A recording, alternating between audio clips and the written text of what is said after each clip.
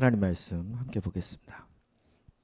빌립보서 4장 8절부터 13절까지 말씀입니다. 빌립보서 4장 8절부터 13절 한 절씩 같이 교독하겠습니다. 제가 먼저 읽겠습니다. 8절입니다. 끝으로 형제들아, 무엇에든지 참되며 무엇에든지 경건하며 무엇에든지 옳으며 무엇에든지 정결하며 무엇에든지 사랑받을 만하며 무엇에든지 칭찬받을 만하며 무슨 덕이 있든지 무슨 기림이 있든지 이것들을 생각하라.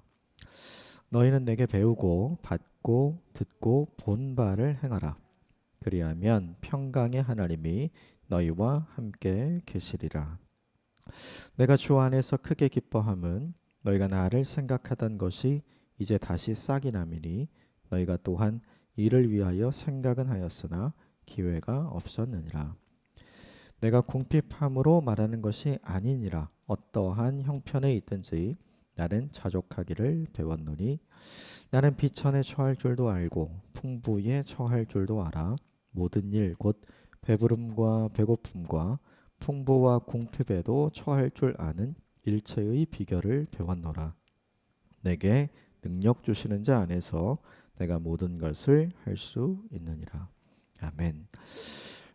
어제 본문에서 이제 중요한 메시지가 있었습니다. 주 안에서 무엇 하라라는 이야기가 이제 어제 본문에 계속 등장하죠.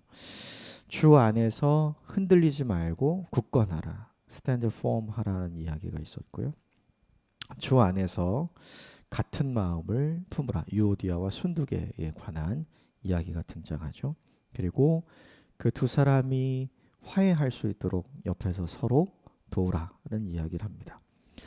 그리고 빌립보서의 주제였던 기쁨을 이야기하죠. 주 안에서 기뻐하라. 그러니까 주 밖에서 기뻐할 것을 찾지 말고 너희가 주 안에 있는 참된 기쁨을 가지고 기뻐하라, 이렇게 이야기를 합니다. 그리고 성도와 성도가 교회 안에서 서로 대하면서 관용을 보여주라, 넓은 마음을 가지라 이야기를 하죠. 그리고 주 안에 있는 너희는 염려하지 말고 기도하라. 그리하면 하나님의 평강이 너희의 마음과 생각을 지켜 주실 것이다, 이렇게 이야기를 합니다. 오늘도 어제 본문과 내용이 이어집니다. 그래서 끝으로라고 8절에 시작하면서 주 안에서 해야 될 일을 이야기하는데 8절 말씀 같이 읽겠습니다. 8절 시작. 끝으로 형제들아, 무엇에든지 참되며 무엇에든지 경건하며 무엇에든지 옳으며 무엇에든지 정결하며 무엇에든지 사랑받을 만하며 무엇에든지 칭찬받을 만하며 무슨 덕이 있든지 무슨 기림이 있든지 이것들을 생각하라.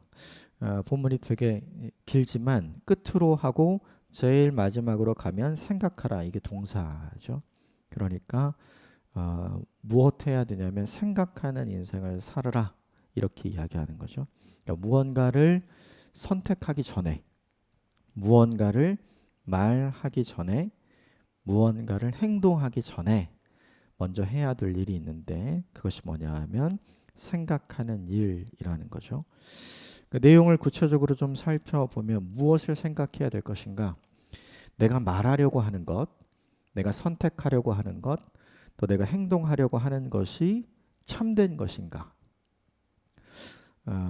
내가 말하고 생각하고 선택하려고 하는 것이 경건한 것인가? 그것이 옳은 것인가? 깨끗한 것인가? 사랑받을 만한 것인가? 칭찬받을 만한 것인가? 이 모든 것이 덕이 있는 것인가? 가치가 있는 것인가? 이것을 생각하라는 거죠. 왜냐하면 이걸 생각하지 않고 말했기 때문에, 이걸 생각하지 않고 선택했기 때문에, 이걸 생각하지 않고 행동했기 때문에 빌립보 교회 안에 두 가지의 어려움이 있었죠. 하나는 율법주의자들에 의해서 복음이 아닌 다른 복음이 빌립보 교회 성도들에게 전해진 것, 그래서 그들이 흔들렸던 것, 요거 하나가 있고, 또 생각하지 않고 말하고 행동했기 때문에 요디아와 순두개처럼 서로 패가 나뉘어져서 교회 안에 갈등과 분쟁이 있었던 것이죠. 그래서 이걸 좀 더 생각을 해보면 참된 것은 무엇인가? 우리 좀 이렇게 우리말로 쉽게 생각해보면 내가 선택하고 말하고 행동하려는 것이 성경적인가? 이렇게 생각하면 될 것 같아요. 그것이 진짜 하나님 보시기에 합당한 것인가? 바른 것인가? 진리를 추구하는 것인가? 이 뜻이니까 내가 말하고 선택하고 행동하는 것이 성경적인 것인가? 또 하나 경건한 것인가는 내가 말하고 선택하고 행동하려는 것이 하나님 보시기에 귀한 것인가? 이것을 주님께서 귀하게 여기실 것인가? 아닌가? 이걸 생각하라는 거죠. 또 하나는 옳은가라는 거죠. 이거는 우리가 다 아는 거죠. 이것이 하나님 편에서 옳은 것인가? 아니면 사람의 입장에서 옳은 것인가? 이것을 생각하라는 거죠. 그리고 정결한 것인가? 이것이 죄는 아닌가를 생각해 보라는 거예요. 그리고 그것들이 사랑받을 만한 것인가? 그 사랑은 누구에게 받아야 되냐면 사람도 고려해야 되고 하나님도 고려해야 되죠. 그래서 하나님도 사랑하실 수 있고 사람들도 사랑할 만한 것인가? 이것을 생각하라는 것이고 칭찬받을 만한 것도 마찬가지죠. 하나님도 칭찬하시고 사람들도 칭찬할 만한 것인가? 이것을 생각하라는 거예요. 그러니까 왜 구체적으로 이 일을 하라고 했냐면 이것 하지 않았기 때문인데 그러면 우리가 생각을 해봐야죠. 요것 하지 않았을 때 생기는 일이 무엇인가? 그러니까 사람들이 하나님을 어떤 방식으로 알아가는가를 생각해 볼 필요가 있어요. 성경을 보고 말씀을 읽으면서 하나님을 알아가는 사람이 있고 그 성경을 읽고 그리고 하나님을 믿는 사람이 보여주는 삶의 방식을 통해서 하나님을 알아가는 사람이 있죠. 그래서 이런 말이 있습니다. 세상에 살아가는 사람들 중에 특별히 신자가 되는 사람들 중에 그러니까 하나님 믿는 사람들 중에 1% 정도는 성경을 보고 말씀을 보고 하나님을 알게 되고 하나님을 믿게 되지만 나머지 99% 정도의 신자들은 하나님을 알고 하나님을 믿는 성도들의 모습과 삶을 보고 하나님을 알게 되고 믿게 된다는 말이 있습니다. 그러니까 중요한 게 하나님을 믿게 되는 과정에서 성도가 얼마나 중요하게 쓰임받는지를 보여주는 말인 거죠.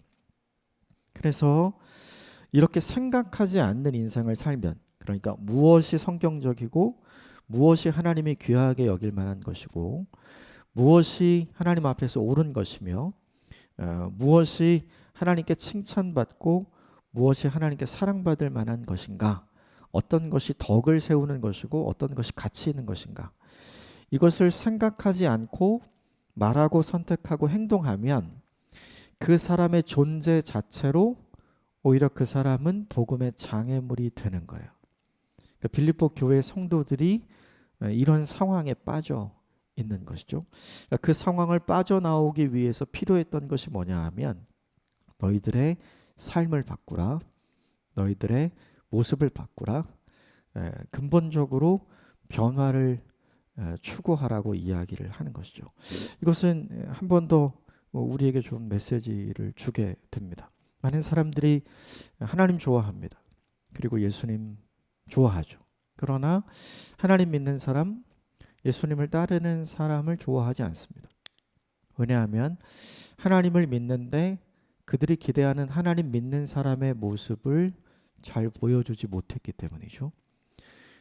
예수님을 따르는 인생을 산다고 이야기하지만 결정적인 순간에 예수님이라면 과연 저렇게 했을까라는 질문에 대해서 보여주어야 할 마땅한 모습을 보여주지 못했기 때문에 생겨난 일인 것이죠. 그러므로 중요한 것이 하나 있습니다. 우리가 전하는 복음이 복음되기 위해 우리가 말하는 복음이 복음되기 위해 우리가 믿는 복음이 복음되기 위해 무엇보다 필요한 것이 무엇이냐면 우리의 삶이 하나님이 받으실 만한 것, 우리의 삶이 하나님이 칭찬하실 만한 것, 우리의 삶이 하나님이 사랑하실 만한 것, 우리의 삶이 성경적인 것, 우리의 삶이 하나님 보시기에 귀히 여길 만한 것으로 변화되는 모습이 우리에게 필요한 거죠. 세상이 우리에게 요구하는 것은 완전한 것이 아닌 것 같아요. 왜냐하면 하나님께서 우리에게 말씀 이미 하셨듯이 완전한 사람은 없으니까요. 그래서 예수님도 마태복음에 우리에게 이야기하시기를 너희가 하나님의 자비하심처럼 자비하라고 이야기하고 너희가 하나님의 온전하심처럼 온전하라고 이야기하죠. 그것은 우리의 모습이 하나님처럼 자비하지 않기 때문에 우리의 모습이 하나님처럼 온전하지 않기 때문에 그렇게 되어가라고 이야기하죠. 빌립보서가 이야기하듯이 구속의 은혜는 이미 이루어졌으니 너희 구원의 길을 아름답게 걸어가라 라고 하는 것과 일맥상통하죠. 그리고 8절의 말씀을 통해서 이제 우리가 좀 우리에게 적용해 봐야 될 것이 있죠. 우리도 말하고 선택하고 행동하는 삶을 삽니다. 우리가 하는 모든 것이 성경적인가? 그리고 하나님께서 귀하게 여길 만한 일인가? 또 하나님과 사람 앞에서 부끄러움이 없는 일인가? 그리고 그것이 하나님 보시기에 깨끗한 것인가? 그 모든 것이 덕을 세우는 일인가? 하나님께서 가치 있다고 여겨주실 만한 것인가? 우리도 먼저 생각해야 합니다. 이 일에 오늘 하루 도전하셨으면 좋겠습니다. 먼저 생각하지 않고 요 일을 하면 후회함이 남겠죠. 그러나 생각하고 이 일을 하면 오히려 하나님께 감사하는 날이 될 수 있겠죠. 후회보다는 하나님께 감사가 남는 오늘 하루를 살기 위해 오늘 하루 이것을 잘 도전하고 실천하는 저와 여러분이 되었으면 좋겠습니다. 9절 같이 읽겠습니다. 9절 시작. 너희는 내게 배우고 받고 듣고 본 바를 행하라. 그리하면 평강의 하나님이 너희와 함께 계시리라. 빌립보 교회 성도들에게 가르쳐 준 것이 있고요.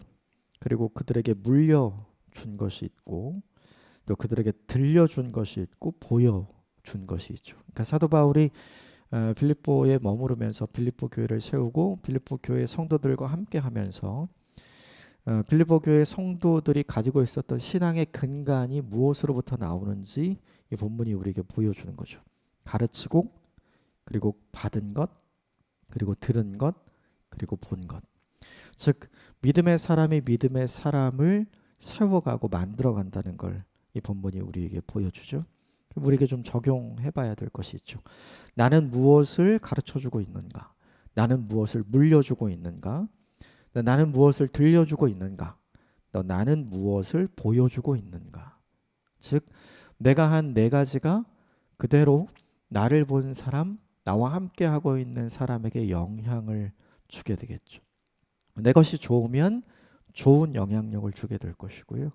내 것이 나쁘면 나쁜 영향력을 주게 되겠죠.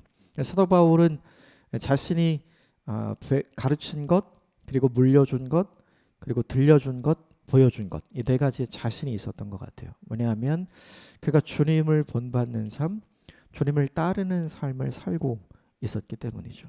그래서 그는 거침없이 그가 섬겼던 교회와 성도들에게 나를 본받으라 이야기하기도 했었죠. 주님이 제자들에게 그렇게 이야기하죠. 나를 따르라.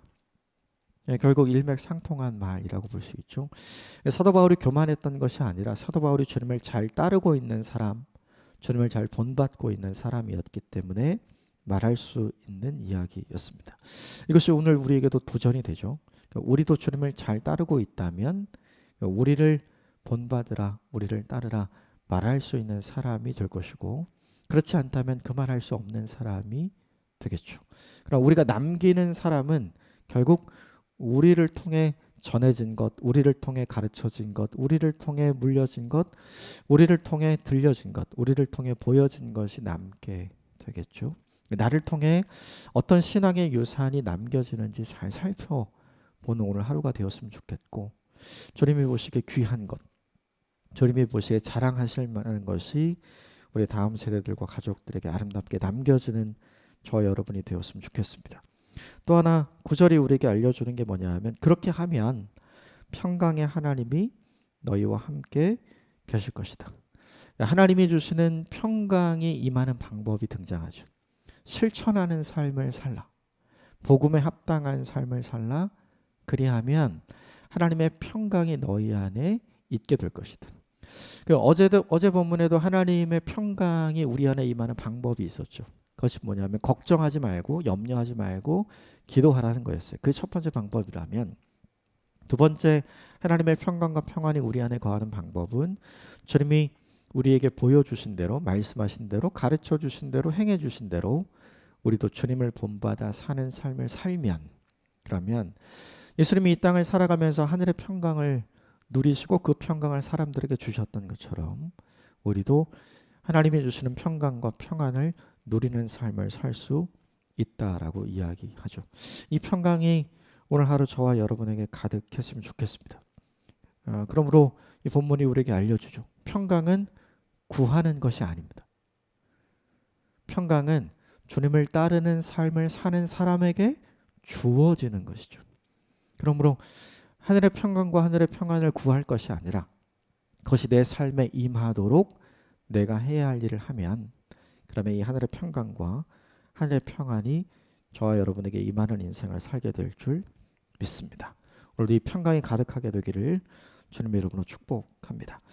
그 이후에 10절에 빌립보 교회 성도들에게 감사하는 내용이 등장합니다. 빌립보 교회 성도들이 사도 바울을 후원하던 것을 잠깐 멈추게 되는데, 그것을 다시 시작한 것에 대해서 감사의 이야기를 합니다. 그러면서 빌립보 교회 성도들에게 내가 부족해서 너희에게 이것 이야기하는 것이 아니다.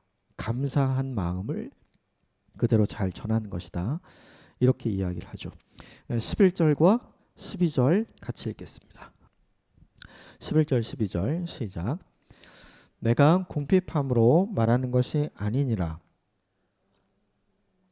나는 자족하기를 배웠노니 나는 비천에 처할 줄도 알고 풍부에 처할 줄도 알아.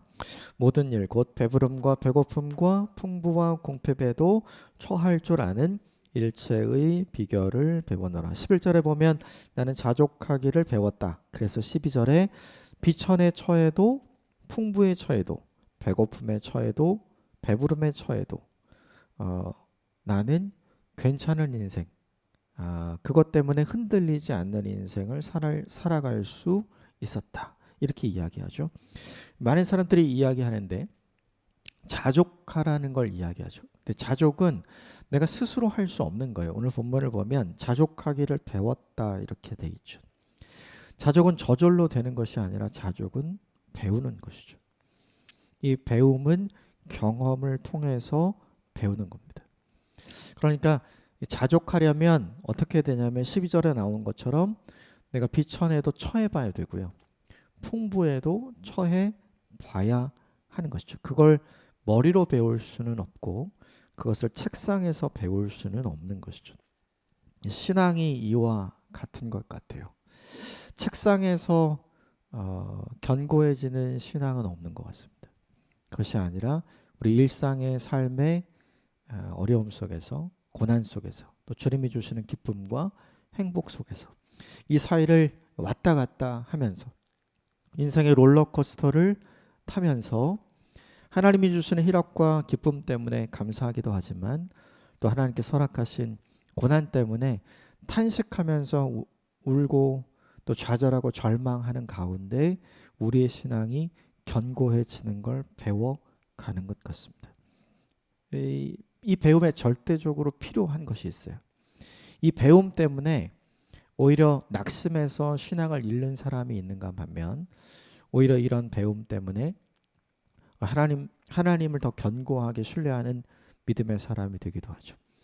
풍부에 처해 있을 때는 감사하고 견고한 신앙을 가진 사람처럼 보이지만 비천에 처해 있을 때 하나님을 원망하고 그리고 자기 인생을 한탄하고 불평하면서 신앙에서 떨어져 나가는 사람들도 있거든요. 그런데 그렇게 되지 않았던 비결이 오늘 본문에 등장하는데 마지막 13절 같이 읽겠습니다. 시작. 내게 능력 주시는 자 안에서 내가 모든 것을 할 수 있느니라. 내가 이 모든 것을 배울 수 있었던 이유, 풍부에 처할 때 감사하고 내가 비천에 처할 때 오히려 하나님께 도우심을 구하고 겸손하게 살아갈 수 있었던 이유, 그것은 무엇이냐면 내게 능력을 주시는 자 안에 있었기 때문이라는 거죠. 어떤 능력일까 생각해 보면 균형을 잡을 수 있는 능력입니다. 너무 많은 것을 가졌다고 해서 교만하지 않은 인생, 너무 많은 것을 가져서 하나님이 필요 없는 인생이 되지 않은 거예요. 많이 가졌지만 이 모든 것이 내가 만든 것이 아니라 하나님께로부터 왔음을 인정하고 더 겸손해질 수 있는 사람. 이것은 그의 능력이 아니라 하나님께서 주신 은혜와 능력이죠. 반대로 비천에 처했을 때 너무 낙심하지 않고 하나님께서 반드시 인생의 역전을 허락해 주실 것이다. 하나님께서 이 고난의 긴 터널에서 나를 반드시 건져 주실 것이다. 하나님께서 이 어려움의 늪에서 나를 반드시 끌어 올려 주실 것이다 라는 기대감을 가지고 믿음이 흔들리지 않을 수 있었던 믿음의 힘.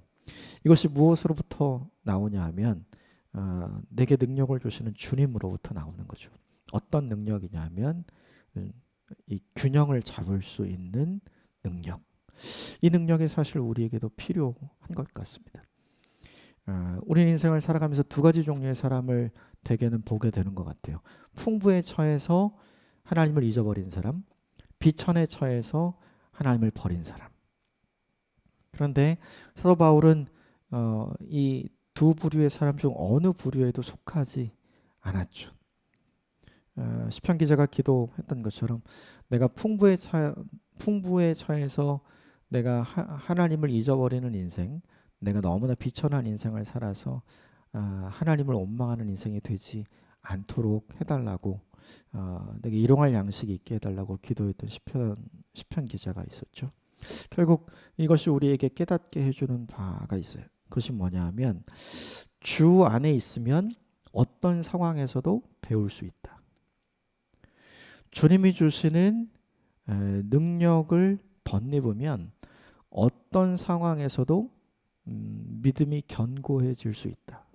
믿음이 흔들리지 않을 수 있다는 걸 우리에게 알려주죠. 그러므로 우리에게 중요한 것이 있죠.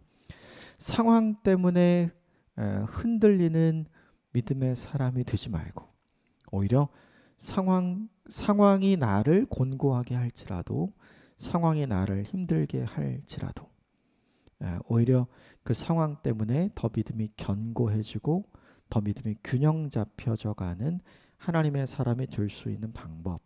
그것은 뭐냐 하면 어찌하든지 주 안에 있는 거예요. 오늘 본문에 13절에 이렇게 이야기하죠. 능력을 주시는 자 안에서.